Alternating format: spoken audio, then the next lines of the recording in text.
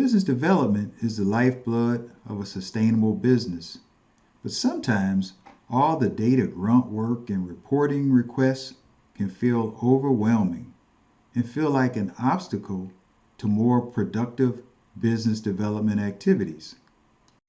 That's why it's so important to build systems and processes that allow you to automate the processing of that data into actionable, insightful reporting. Pipeline reports, as an example, which gives you a real clear view of what's in the pipeline and what your opportunities are, and even giving you opportunities to look at leveraging artificial intelligence to understand changes. So for example, trying to understand, what happened as we went from the qualification stage, which had $82 million, to the solution design stage where it dropped down to $74 million.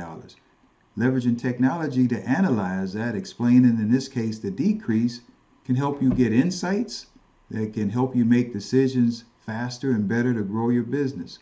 Or trends analysis, where we would look at things, like the current year-to-date revenue, but also forecasted revenue, or sales performance,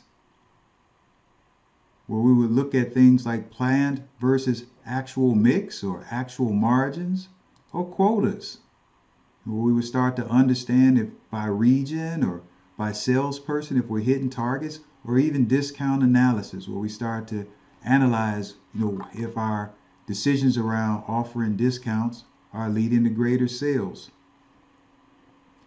So basically, in summary, we can automate a lot of these processes that allow us to get greater insights from our data for business development. My name is Lindsay Petty, and thank you for this opportunity.